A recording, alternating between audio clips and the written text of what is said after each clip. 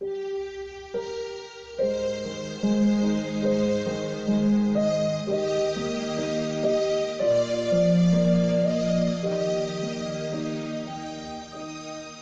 vamos voltar hoje ao nosso texto em Romanos capítulo 12. Nós começamos a estudar sobre servir ao Senhor e antes nós vimos essa primeira parte do capítulo 12 de Romanos e também lá em 1 aos Coríntios 12, sobre as várias áreas ou ministérios que são disponíveis para nós trabalharmos, os dons que Deus nos dá para servirmos a Ele. Vimos que nós precisamos e devemos servir ao Senhor naquilo conforme Deus nos concede, porque o Espírito Santo nos concede dons, aptidões para servir a Ele, conforme aquilo que for útil. Então nós precisamos enxergar isso, o que Deus está mostrando para nós, em que área eu posso estar servindo a Deus na obra dEle, de maneira que eu seja útil. E Deus assim vai nos capacitando para isso. Mas tudo começa com a questão de nós apresentarmos nossos corpos em sacrifício vivo, santo e agradável a Deus. Versículo 1 de Romanos 12, né? Porque esse servir ao Senhor deve ser visto como uma consagração da nossa vida. Uma vez que nós somos resgatados por Cristo, então nós entendemos que a nossa vida está agora a serviço dEle. Nossa vida agora tem a sua razão principal de ser, de glorificar a Deus e de servir a Deus por intermédio do que Cristo fez por nós. Hoje eu quero ler com vocês aqui um versículo, inicialmente, só um pedacinho do versículo 11, depois a gente vai discorrer em todo o restante aqui dos versículos no contexto imediato, mas no versículo 11, eu quero chamar a atenção de vocês na segunda parte do versículo, onde Paulo escreveu: sede fervorosos no Espírito, servindo ao Senhor. Nesse trecho da carta, ele fala sobre o amor.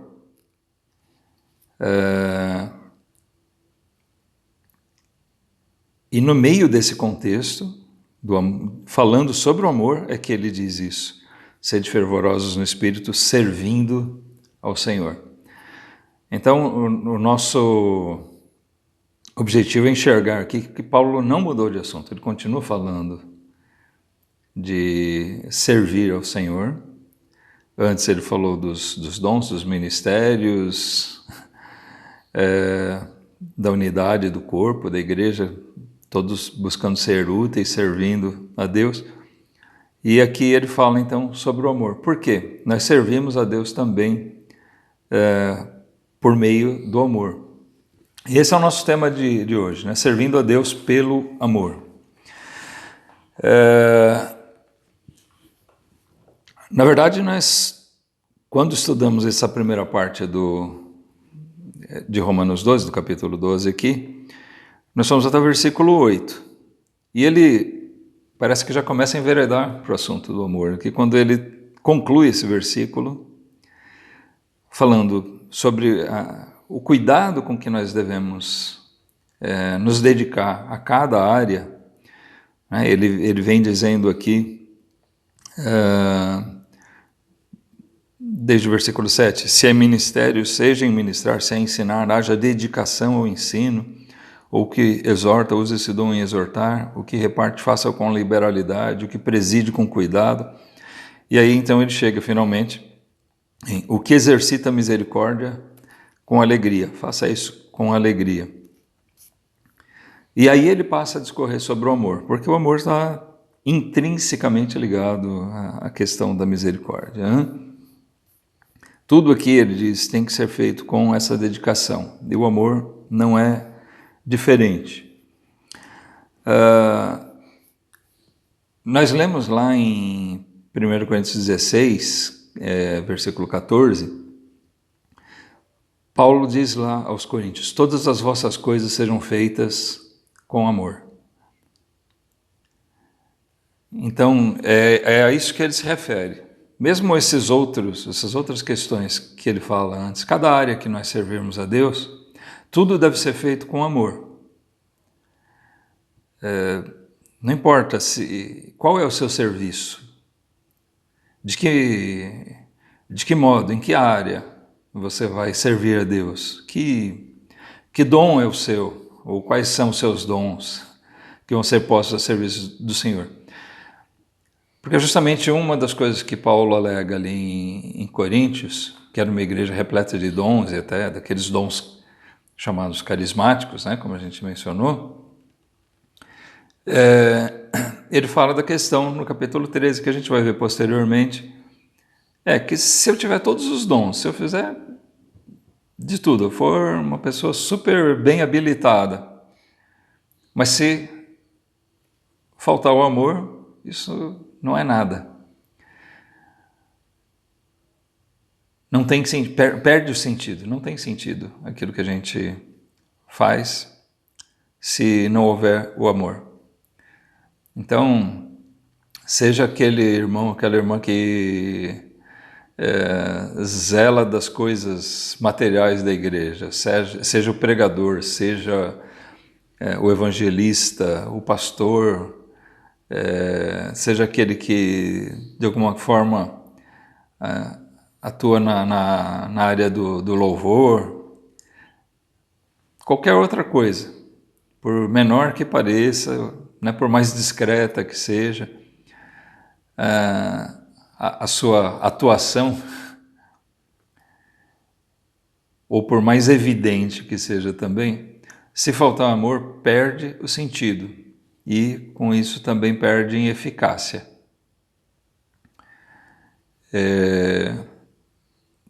Quando nós servimos a Deus, nós devemos ter o objetivo de que, talvez não o nosso objetivo, eu já falei sobre isso algum tempo atrás, às vezes a gente enxerga uma coisa e Deus está querendo trabalhar em outro aspecto, e só depois, muitas vezes, a gente enxerga em que Deus quis nos usar para determinadas coisas. Mas o fato é que nós queremos ser eficazes, de alguma maneira. Se tem questionado muito esses dias a questão de eficácia, quando se fala de vacina, né? Ah, mas tomar uma vacina que é pouco eficaz. Então muita gente diz, não quero, porque a eficácia é pouca. Nós queremos coisas eficazes, né, que funcionem. Então o nosso serviço a Deus também, nós devemos buscar, né, pedir a Deus que Ele nos capacite e que seja eficaz, que traga resultados. Não que nós vamos ser pragmáticos, ao ponto de colocar os resultados como mais importantes do que a forma que é feita. Nós vamos fazer da forma que Deus quer que seja feito e os resultados, os frutos, vêm da mão dele mesmo, né? Do poder de Deus mesmo. Mas isso nós temos que entendermos, tá?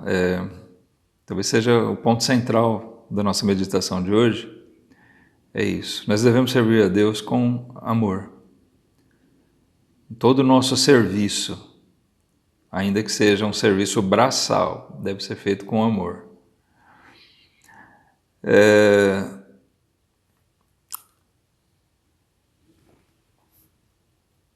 Nós vemos nesse texto aqui, nós vamos ver algumas coisas. Eu quero chamar a atenção de vocês antes sobre o que nós encontramos nesse texto, porque nós vamos ler desde o versículo 9 até o versículo 21 hoje. Mas vejam bem, eu já quero chamar a atenção antes e depois a gente ainda vai comentar um pouquinho. Nós vamos encontrar aqui algumas realidades sobre o amor, tá? O amor deve ser verdadeiro, legítimo. Nós vemos isso no versículo 9 aqui. Não deve ser um amor falso, fingido. Ele deve ser um amor cordial, afável, fraternal. O nosso amor deve ser exercido com aquela cordialidade, aquele carinho sincero, demonstrado, respeitoso. O amor deve ser altruísta.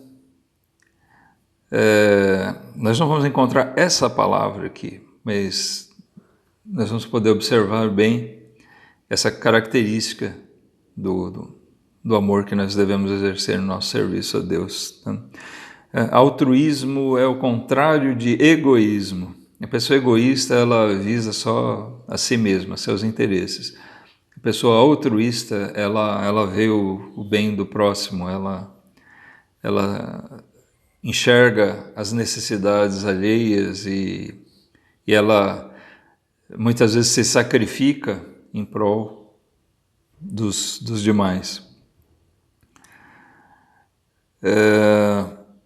O amor deve ser misericordioso e compassivo. Isso nós vamos encontrar bastante. Até nós já vimos aqui Paulo encaminha o assunto para o amor, falando sobre a misericórdia.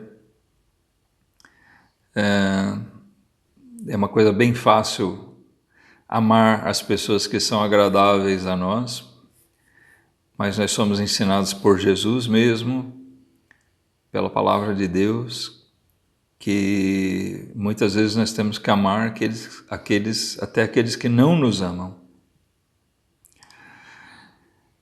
O amor deve ser humilde,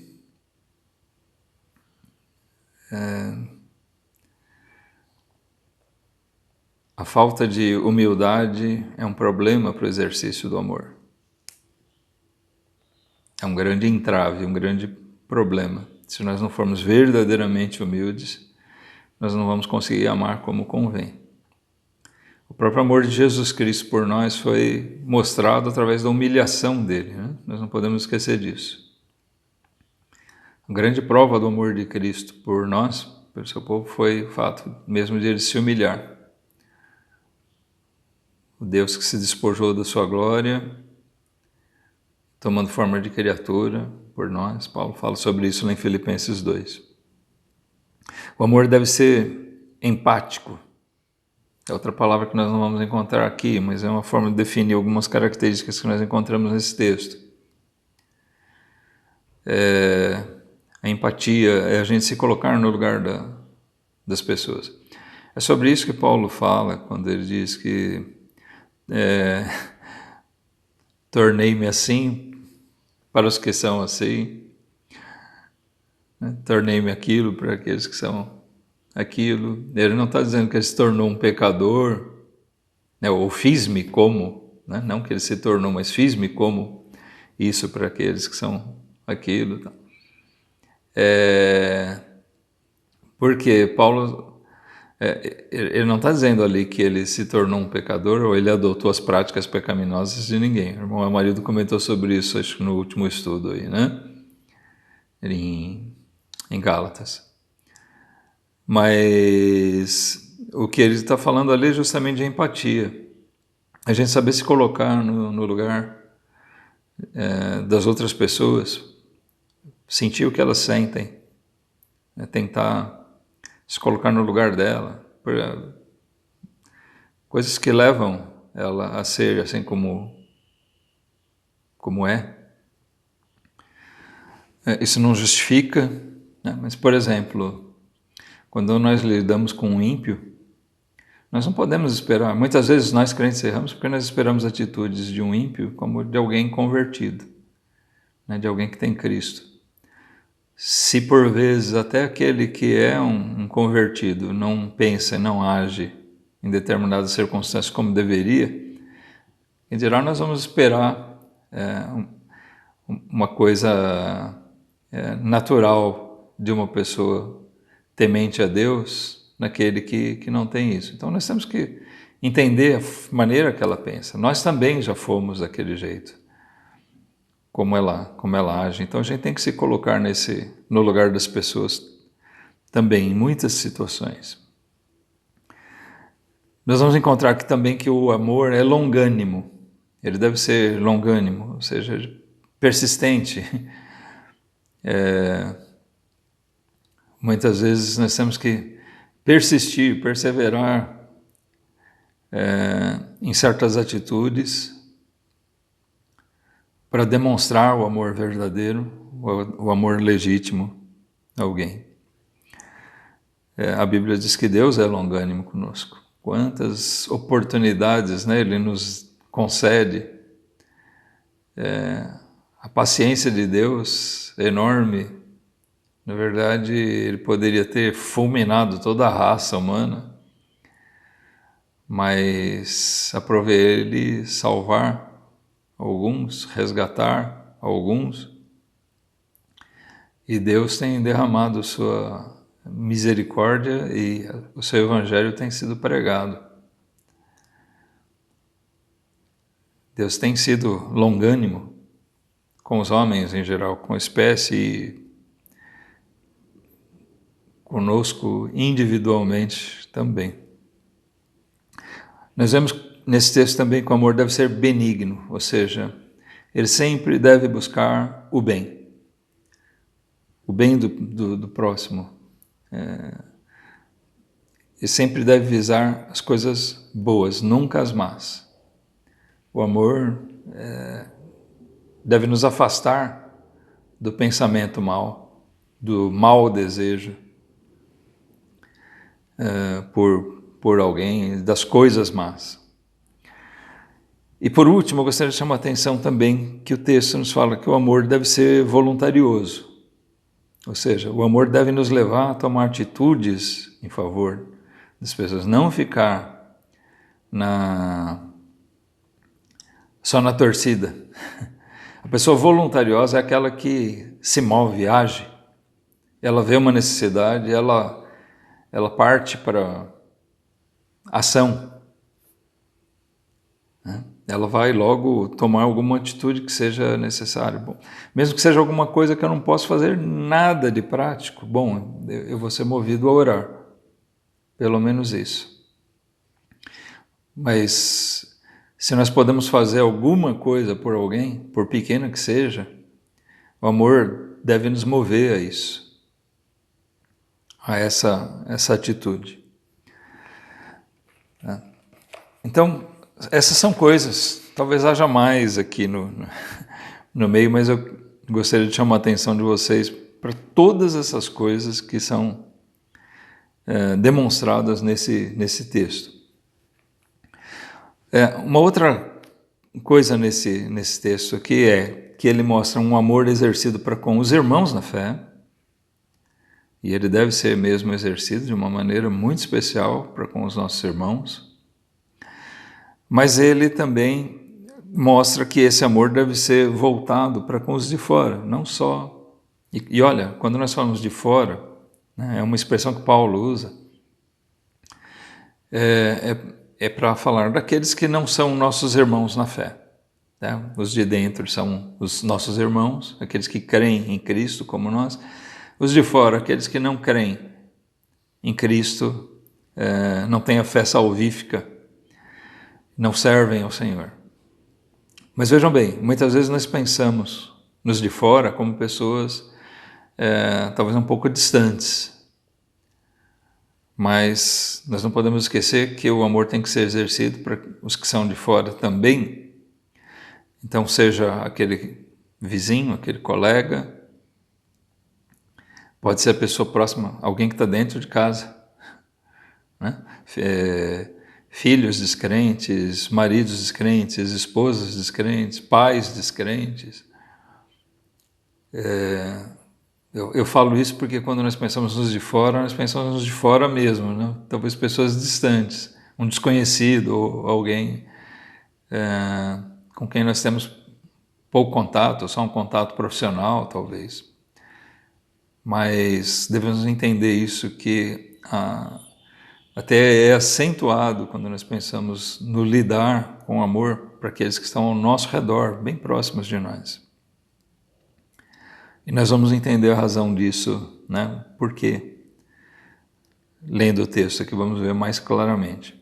E finalmente, esse texto, seguindo aquilo mesmo que Jesus ensinou, Paulo reforça isso aqui na carta aos Romanos, que até mesmo para com os inimigos o amor deve ser demonstrado. Tá aí uma daquelas coisas que é bem difícil para a gente, né? Mostrar amor ao inimigo, aquele que nos odeia. Eu não sei se você consegue enxergar que você tem inimigos. Na maioria das vezes, na verdade, nós temos. Talvez inimigos meio ocultos, né? Mas temos. Aqueles que realmente não gostam da gente, e alguns até que, se tiverem oportunidade de nos prejudicar, eles vão fazer isso mesmo. E a mesma coisa se aplica aqui aos inimigos com aqueles que são de fora, porque nós podemos ter inimigos, pessoas que não gostam de nós e que vão querer nos prejudicar, tanto praticamente desconhecidos, no trabalho, na escola, vizinhos, como nós podemos ter dentro de casa também pessoas que se tornam nossos inimigos. Talvez até porque sejam inimigos da fé.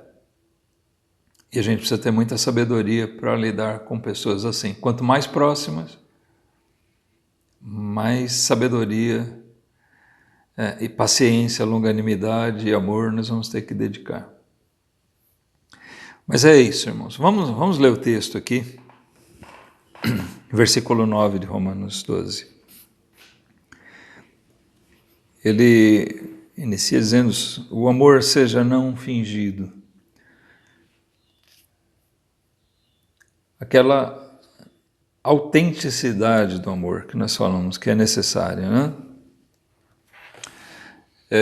Muitas pessoas têm um amor, um tipo de amor falso,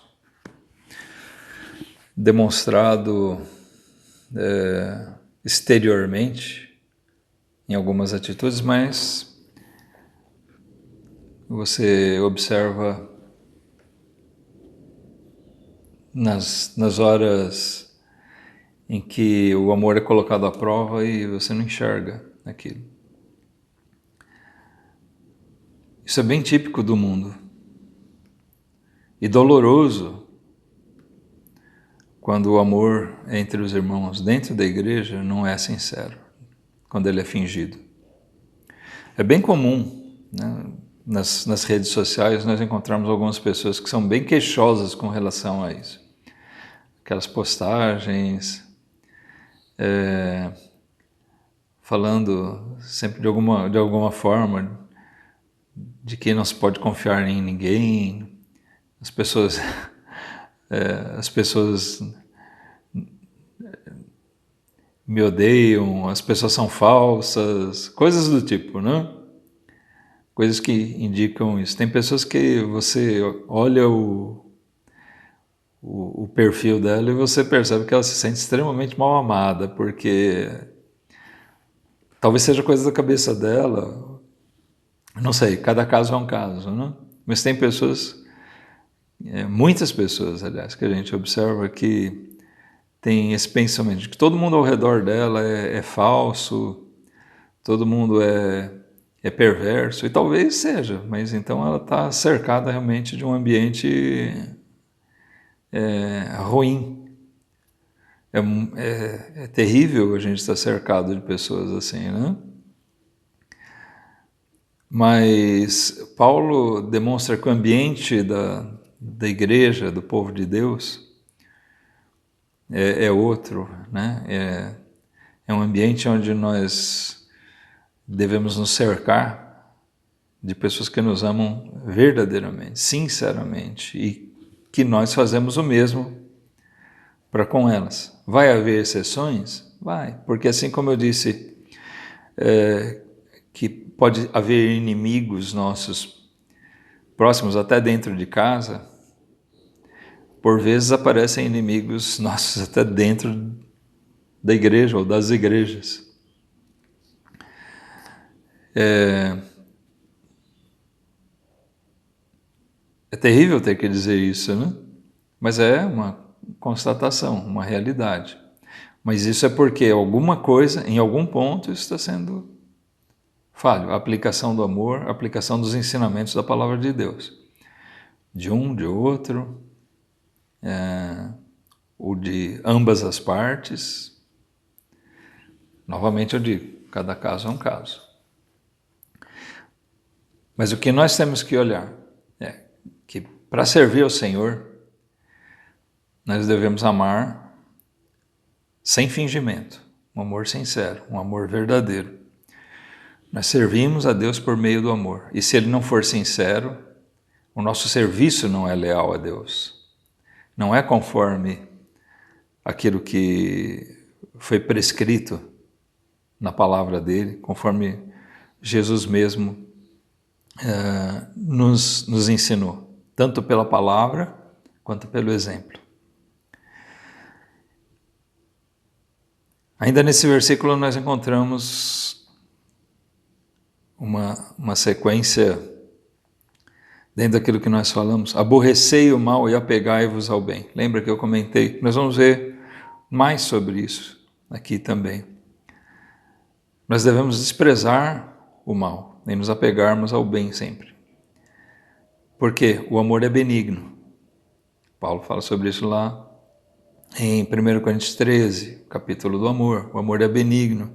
Então, de maneira alguma, quando nós pensamos nas nossas atitudes, no nosso serviço, nós podemos nos deixar levar pelo mal. O mal tem que ser sempre afastado. A maldade, o coração mau, os pensamentos maus, o desejo ruim, nós temos que desprezar totalmente. Aborrecer é isso, é desprezar, odiar. Nós devemos odiar esses pensamentos, essas atitudes. Ah, mas ele me fez assim.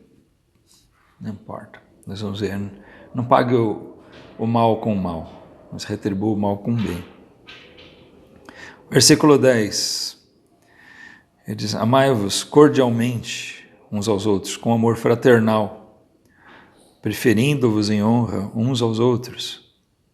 Então aqui entra aquela questão da maneira que nós tratamos, a cordialidade,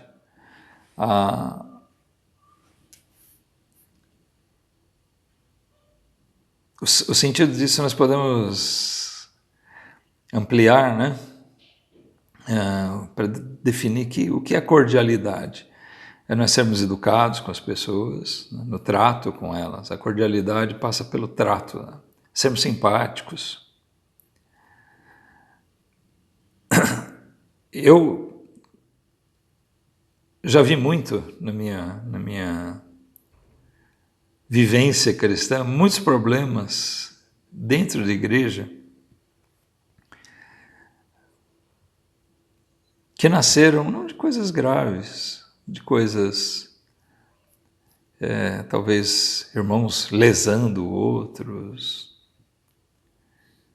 ofensas graves, mas muitos problemas na igreja que eu já vi surgirem por coisas pequenas, aquela falta de cordialidade. Talvez alguém mal-humorado num dia não cumprimenta determinado irmão e o outro se ofende. E aí nasce um problemão por causa de uma coisa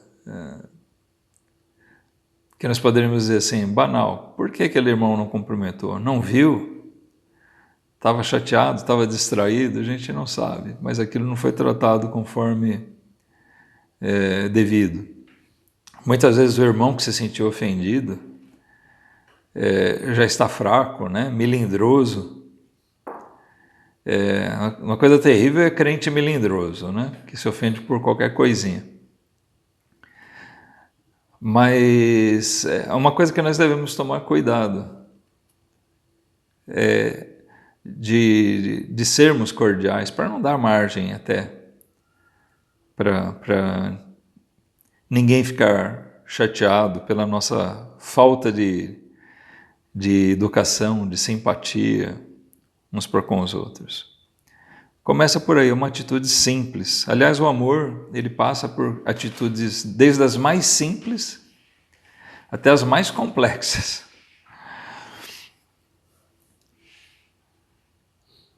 Mas Paulo nos chama a atenção aqui, de onde vem essa cordialidade? De nós termos uma tratativa assim, de um amor fraternal mesmo, fraterno.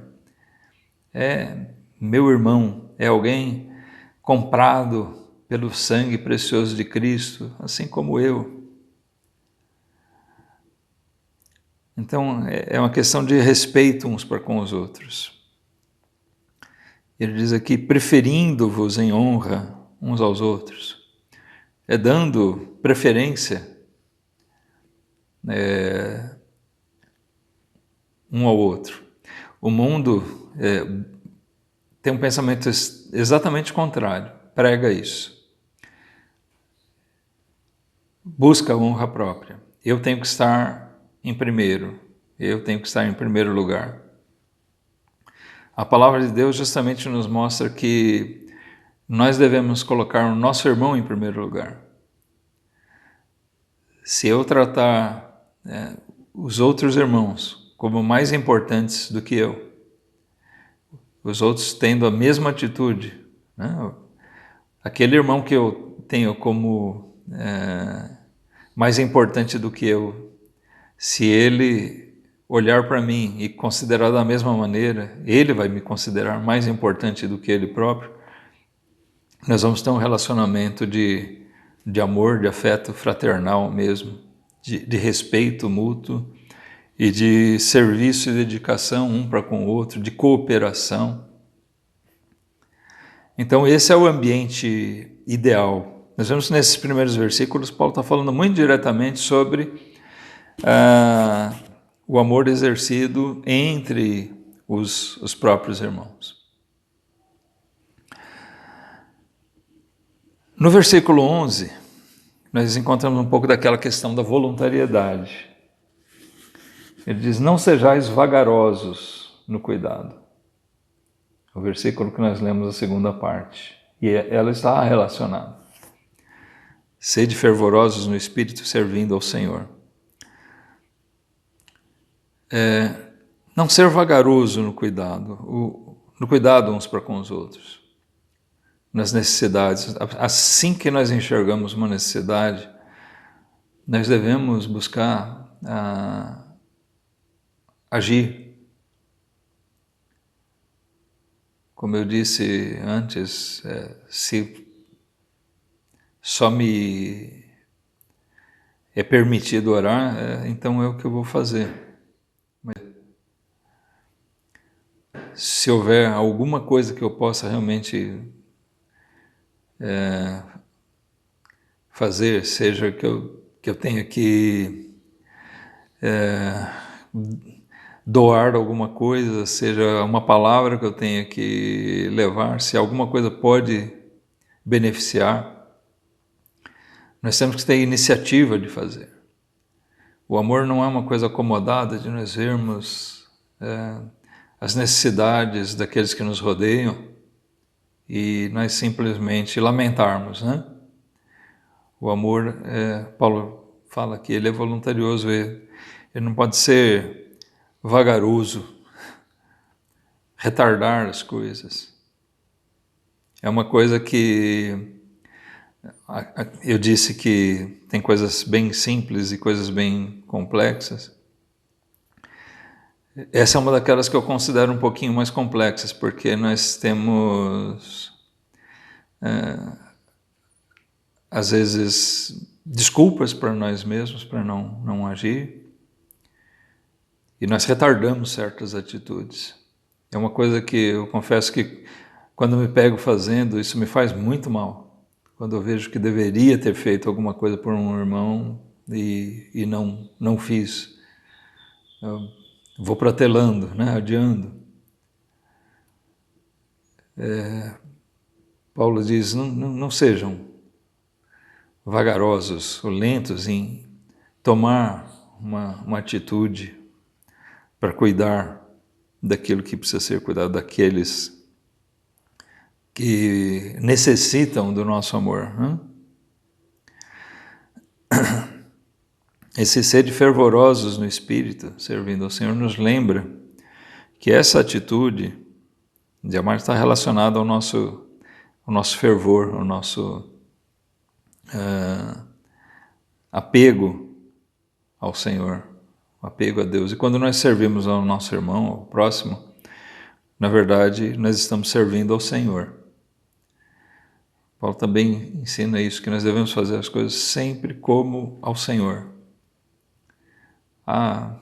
Quando se requer submissão do crente, em outros textos Paulo nos lembra, sede submissos como ao Senhor. O nosso serviço exercido em amor, ele sempre tem que ser visto assim.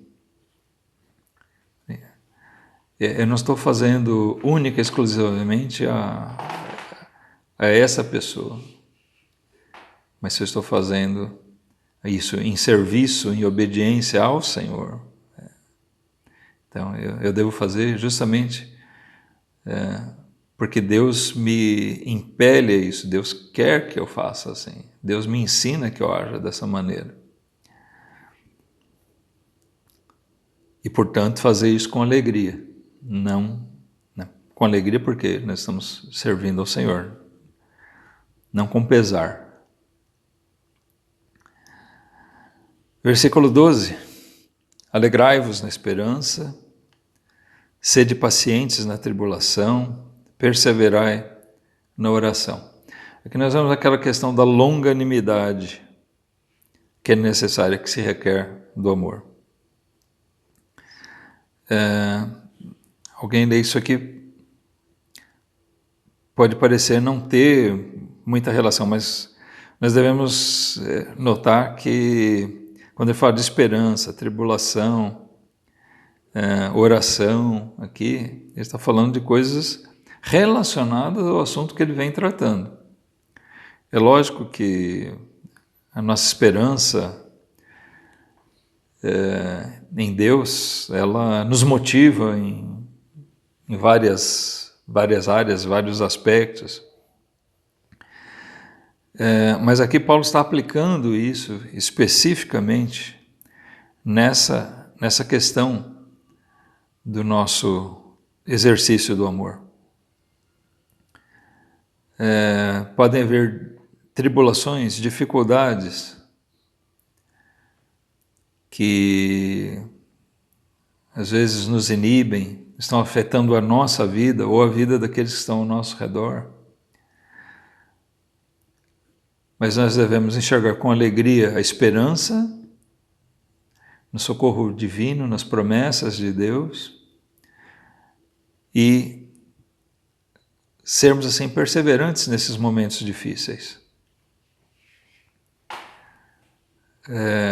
A esperança é o nosso motivador, o nosso motivacional para enfrentar as tribulações, ou seja, aqueles momentos difíceis, e assim nós nos apegamos a Deus nesses tempos de dificuldade, e aí é onde entra a oração. Isso pode durar um bom tempo.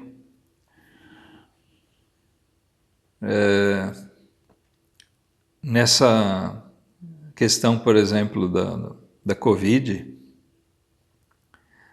essa pandemia, irmãos, nós temos visto na primeira onda, eu vi muita gente, muitas notícias de pessoas doentes, pessoas que morreram, mas não tanto e tão próximo como nós estamos vendo agora. Nós sabemos que não é nada fácil e talvez nós tenhamos um período até mais complicado pela frente, mais difícil do que foi o ano de 2020, pelo menos parte dele. Mas nós devemos prosseguir. Talvez nós estejamos com isso tudo debilitados, meio tolhidos nas nossas ações. Às vezes tem pessoas que nós gostaríamos de visitar, não estamos podendo.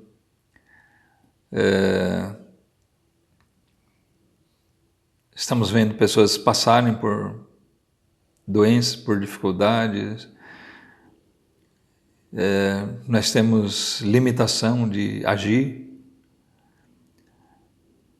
Mas nós devemos nos apegar em oração, perseverar em oração, aguardando esses tempos de problemas, de tribulação. Eles passam, todas as tribulações passam, todas elas, de um jeito ou de outro elas passam. Até a grande tribulação, que é prevista, né, profeticamente na palavra de Deus, nós sabemos que ela vai vir, vai ser terrível, como nunca houve uma tribulação tal como ela, mas aquela grande tribulação também vai passar. Né? Ela dura aqueles 3 anos e meio. Então isso também nos ensina que nós devemos passar por tribulações, mas que elas passam, e o que nos motiva a permanecermos firmes nos propósitos de servir a Deus durante ela é que nós temos a esperança naquilo que vem pela frente, nas promessas de Deus. Então, o motivo da nossa alegria é a esperança nas promessas de Deus, a esperança nas coisas eternas. No versículo 13, ele diz: comunicai com os santos nas suas necessidades, segui a hospitalidade. Então vejam que o versículo 13 ele é mais ou menos uma continuação do 11. O cuidado que nós devemos ter uns para com os outros. Então comunicar com os santos aqui é nesse sentido de não sermos lentos em socorrer, em ajudar os irmãos nas suas necessidades, sejam quais forem. O amor, o socorro, o cuidado para com os irmãos, ele não depende só do pastor ou de um diácono. Tem igrejas que acham assim, bom, se tem um irmão fraquinho, o pastor é que tem que agir. Tudo bem, ele está à frente do rebanho, ele tem o dever de cuidar, sim, mas ele não é o único.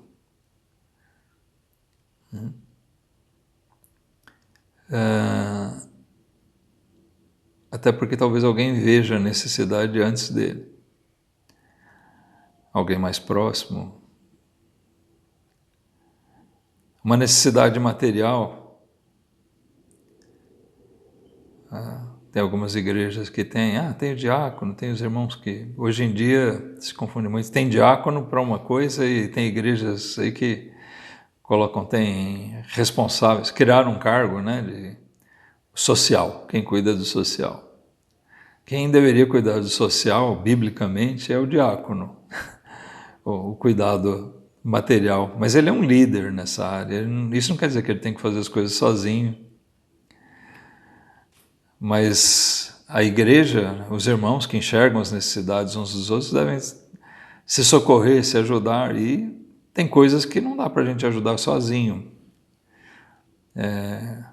aquela pessoa, mas podemos, junto com outros irmãos, nessa hora onde entram líderes que podem agrupar irmãos ou direcionar coisas que já se tem à disposição na igreja para socorrer algum irmão.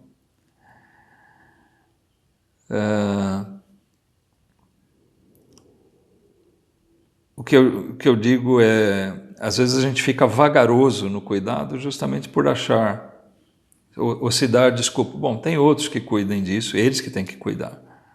E as coisas não são bem assim. Todos nós devemos cuidar uns dos outros, cada parte cuidando uma da outra no corpo de Cristo.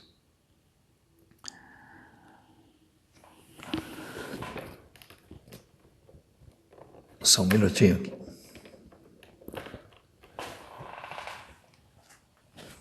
Parece que não está alimentando, né?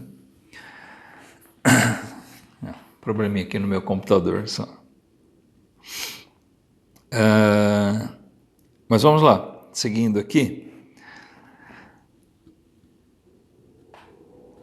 Então, comunicar quer dizer tornar comum, compartilhar com os irmãos, com os santos, nas suas necessidades. E a hospitalidade faz parte disso, o acolher.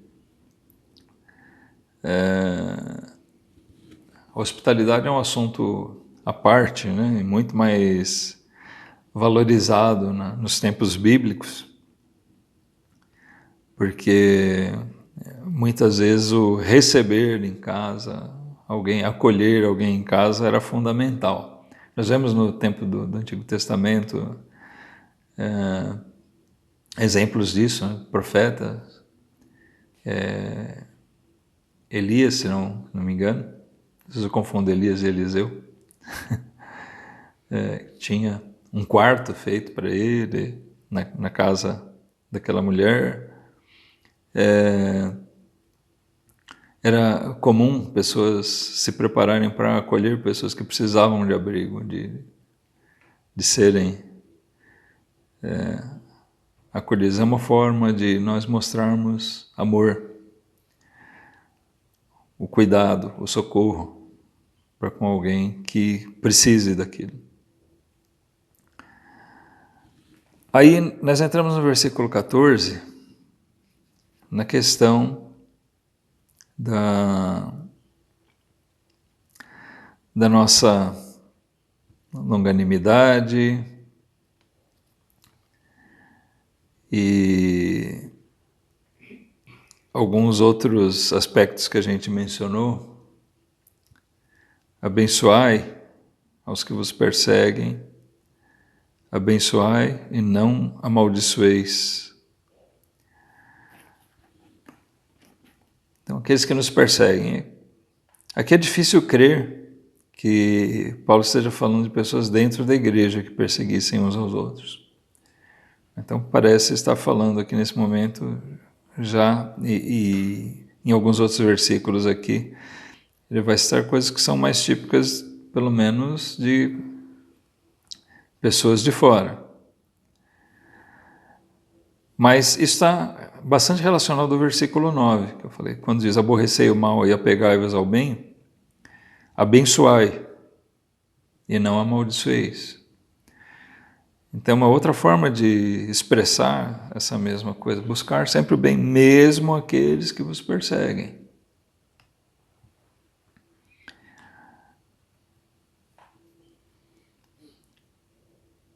Nós podemos nos indignar com atitudes malvadas, né, maldosas de pessoas, e talvez sermos levados a pensar no nosso coração, fomentar aquele desejo, alguma coisa má, né? Esse vai para o inferno mesmo, até talvez torcendo no íntimo, para que aquela pessoa morra e vá para o inferno. Mas nós devemos olhar para eles com olhos de misericórdia, lembrando que aí entra a empatia, né? Nós pensamos, um coração ímpio o dele, mas o meu coração não é mais igual ao dele. Então, o nosso desejo para com ele deve ser de que, de alguma maneira, o coração dele seja transformado por Deus, né? Seja por intermédio do nosso trabalho com ele, seja por outra pessoa, pela ação de Deus, mas que o Espírito Santo realmente mude o coração daquela pessoa. A empatia entra aqui no versículo 14, alegrai-vos com os que se alegram, chorai com os que choram. O amor passa por isso. Nos momentos de alegria, de bênção, de sucesso na vida de um irmão, nós sermos participantes com ele, nós nos alegrarmos com eles. Demonstrar que nós compartilhamos da alegria deles. É uma coisa que eu fico chateado, é quando eu vejo assim, um desinteresse de um irmão pelas bênçãos que outros irmãos recebem na vida, né? Na verdade é uma falha nossa quando a gente não demonstra essa mesma alegria. Mas também é a realidade mais notória quando não acontece o outro lado, chorar é com os que choram. O que Paulo está mostrando aqui é a necessidade de nós sermos companheiros e mostrarmos, né, que nós compartilhamos dos mesmos sentimentos deles. Quando nós vemos um irmão sofrer, lamentar, nós ficamos tristes também e lamentamos com ele. Às vezes é tudo que a gente pode dizer, tudo que a gente pode fazer. Tem coisas que às vezes nós podemos atenuar o sofrimento da pessoa, fazendo alguma coisa por ela, dando alguma coisa, alguma coisa que ajude a consolar, confortar a pessoa. E às vezes nós não temos nada que fazer, a não ser sentar ao lado dela e chorar junto, né?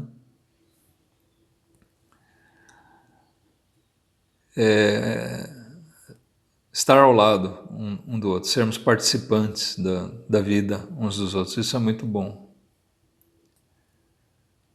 Quando a gente vê que o irmão se alegra com as minhas alegrias e ele se entristece também com as minhas tristezas, isso já faz a gente se sentir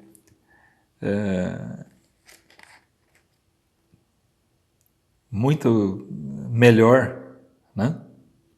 Por nós vermos que nós contamos com a empatia desse irmão, empatia amorosa. Isso é atitude natural de quem ama, né?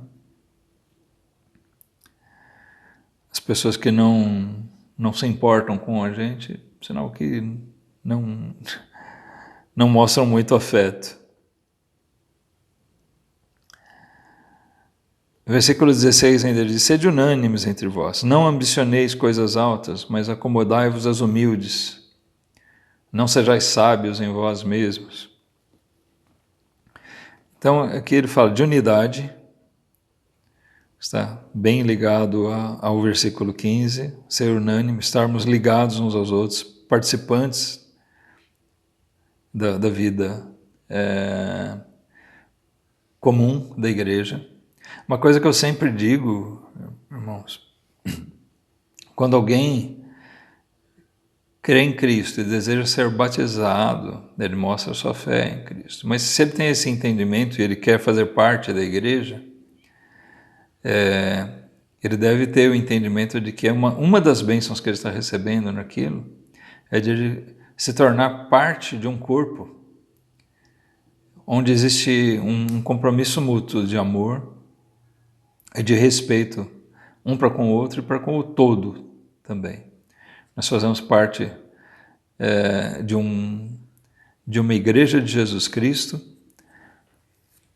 e nós somos uma família em Cristo. Então todo mundo tem a ver um com o outro. É muito chato quando alguém entra na igreja e usa aquele discurso quando surge qualquer situação e fala: ninguém tem nada a ver com a minha vida.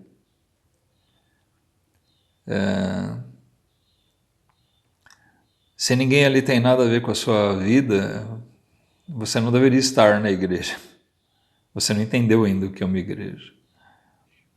Quando nós servimos ao Senhor, nós somos uma família pela fé em Cristo, nós nos tornamos filhos de Deus pela fé em Cristo.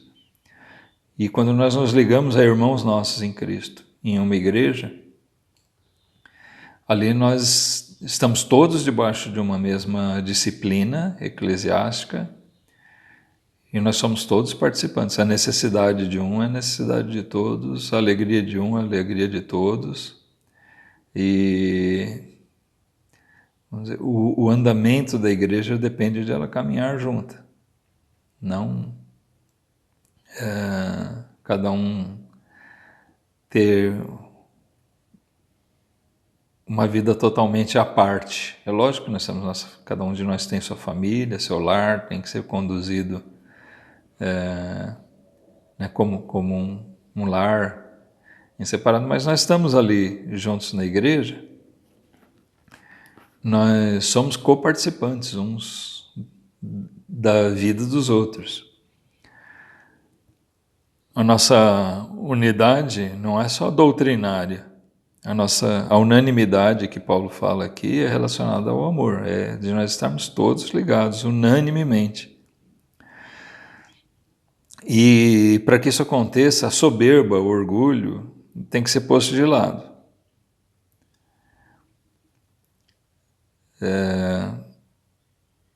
Então, a ambição, o orgulho, elas caminham juntas, né? São coisas que caminham juntas. Ele fala que não ambicioneis coisas altas, mas acomodai-vos aos humildes. O crente não deve ser ambicioso. Deus pode nos abençoar materialmente, mas se isso acontecer, não deve ser fruto da nossa própria ambição, mas sim dos meios que Deus naturalmente opera em nós. Nós vamos ter nossa dedicação, nosso trabalho, servir, trabalhar com honestidade, com dedicação também, mas Deus pode conceder mais ou menos resultados materiais para um, para outro. Quando nós nos tornamos ambiciosos de desejar coisas elevadas, muitas vezes nós somos levados a passar por cima de outras pessoas, né? Como se diz. Nós somos levados a muitas vezes nos tornarmos mesquinhos. Então, por isso Paulo diz aqui, olha, seja humilde. E ele não fala só com relação a coisas materiais, porque ele relaciona aqui, não seja sábio em si mesmo. Aqui está ligado à questão de não sermos soberbos, orgulhosos, como também de não querermos ser melhor do que os outros, né? Preferindo-os em honra uns aos outros sempre. No versículo 17, Paulo volta àquela questão: a ninguém torneis mal por mal, procurai as coisas honestas perante todos os homens. Então, o mal sempre, né? Aborrecei o mal. E mesmo quando alguém nos faz mal, o amor deve nos levar a isso, não tornar o mal que alguém nos fez, não querer ser vingativo, né? E aqui é bem claro que talvez Paulo retome essa linha, porque na primeira vez que ele toca no assunto, ele pensava, ele parece estar pensando na relação entre os irmãos, e aqui fica bem mais claro que ele está se relacionando de uma forma geral e muito particularmente a pessoas ímpias, né? Quando ele diz no versículo 18, se for possível, quantos estiverem em vós, tende paz com todos os homens. Então ele não se refere aqui aos irmãos, aos santos. Tende paz com todos os irmãos, tende paz com todos os santos, mas com todos os homens.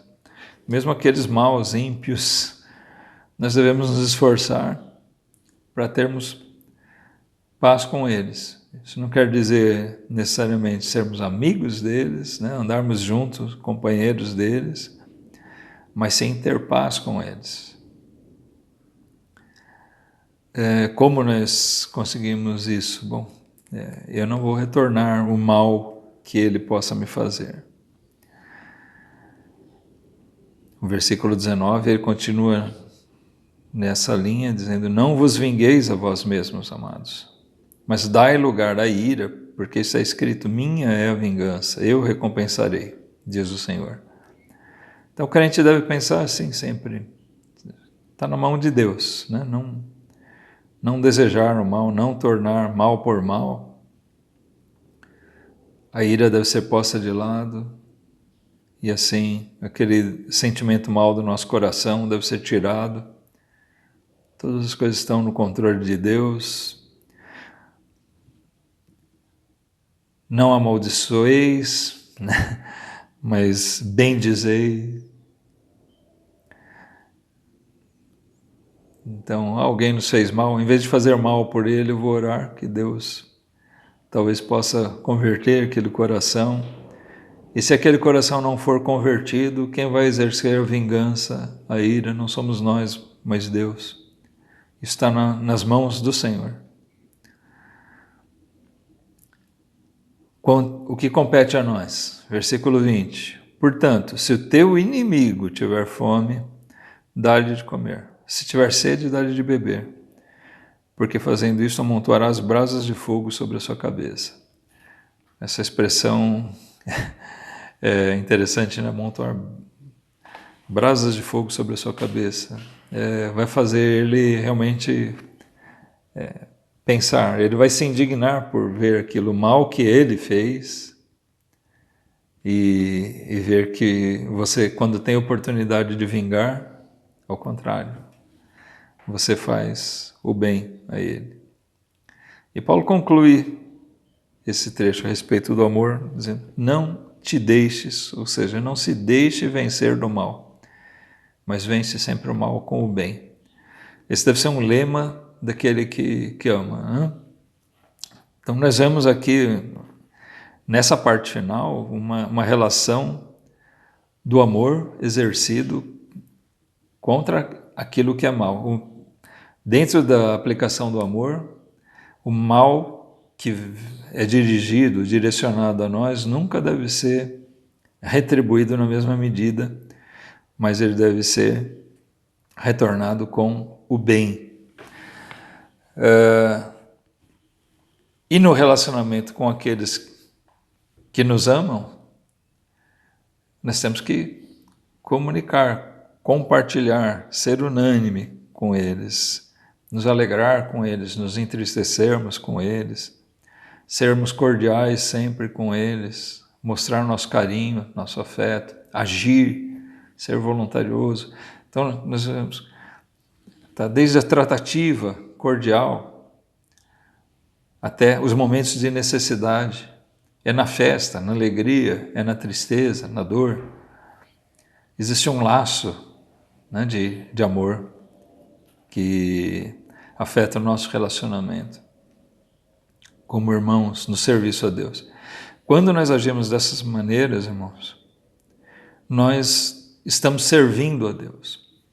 O amor deve ser aplicado em todo tipo de serviço que nós prestamos a Deus.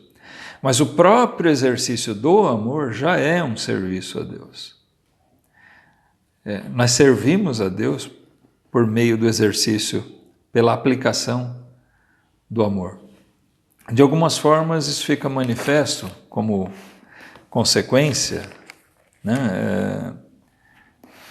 Vamos dizer assim, o amor é um tremendo modo de servir a Deus, porque vamos pensar rapidamente para concluir aqui sobre efeitos que essas coisas aqui, a aplicação dessas coisas geram, para a gente ver como é um serviço que nós fazemos, né? Um modo de servir ao nosso Deus, ao nosso Senhor, aplicando isso. nós fortalecemos os irmãos e a igreja. Uma primeira consequência, óbvia, quando nós aplicamos esse amor sincero, esse amor fraternal, cordial, voluntarioso, etc., etc., nós fortalecemos a igreja. Porque os irmãos se sentem amados, a igreja é mais unida e ela é fortalecida para o seu serviço como um todo. Muitas vezes nós enxergamos o socorro de Deus, a fidelidade da palavra de Deus, por meio da ação dos irmãos. Eu já passei por experiência assim, de sentir como é gostoso, em momentos de necessidade nossa, a gente vê que Deus supre mesmo. A palavra de Deus diz que Ele supre as nossas necessidades. E a gente olha, como é que Deus supriu? Ele moveu corações, né? Deus não fez cair dinheiro, cair coisa do céu. Deus moveu corações dos irmãos, esses irmãos se mobilizaram para ajudar. Quando eu tive um carro roubado, eu fiquei sem carro, estava descapitalizado na época. Vários irmãos, não só a igreja, né, onde eu já fazia parte em Betel, mas irmãos de outras igrejas se sentiram movidos em me ajudar com ofertas. Eu pude comprar um carrinho que me proporcionava de continuar no serviço. Eu vi naquilo a mão de Deus operando, irmãos. Sou grato aos irmãos que fizeram, né, que me ajudaram amorosamente, mas acima de tudo sou grato a Deus porque eu sei que foi Deus que moveu o coração deles. Isso faz muito, muito bem para nós. Nós damos glórias a Deus. Paulo fala sobre isso, né, que nós glorificamos a Deus, né, no socorro dos irmãos. Um outro aspecto do exercício do amor, um efeito dele, é que nós evidenciamos Cristo ao mundo. Então é um tremendo serviço isso, o exercício do amor. João fala muito sobre isso, que o amor é uma forma de o mundo enxergar Cristo em nós. É uma marca característica daqueles que estão em Cristo. Então, isso é profundamente importante, que as pessoas vejam Cristo em nós pela prática do amor. Quando você amontoar brasa sobre a cabeça de alguém, não tenha isso, né? Como, ele me fez mal, agora eu faço bem, só para pisar nele, né? Humilhar. Não. Pense nisso, esse amontoar brasas, o significado é de fazer, de esquentar a cabeça dele, é de ele repensar suas atitudes. Nós estamos mostrando Cristo para ele, a diferença que Cristo faz. Nós vamos fazer ele pensar, pois qualquer outra pessoa talvez se aproveitasse para se vingar de mim agora, pelas coisas que eu fiz para ele. Mas por que é que esse camarada, essa mulher, faz o bem para mim agora? Ele vai ter que considerar, né? E enxergando que nós somos verdadeiramente cristãos, isso pode ter um efeito profundo na alma, na vida dessa pessoa. Uma terceira conclusão a respeito do exercício do amor. João mesmo diz, Deus é amor. E quando nós exercemos o amor, nós agradamos a Deus. Então, se o nosso propósito é agradar a Deus, né, eu quero servir a Deus, eu quero agradar a Deus, louvar a Ele, adorar a Ele. O melhor modo de agradar a Deus é na prática genuína do amor cristão. É a aplicação da palavra de Deus na nossa vida prática. Uma quarta razão da aplicação do amor na nossa vida. Faz bem à nossa própria alma. Isso traz paz ao nosso coração. Faz bem quando nós fazemos aquilo que é certo, aquilo que é a vontade de Deus. Nós não ficamos com traumas de consciência, não ficamos com problemas de enxergar depois que não agimos como deveríamos, mas que agimos como verdadeiros filhos de Deus.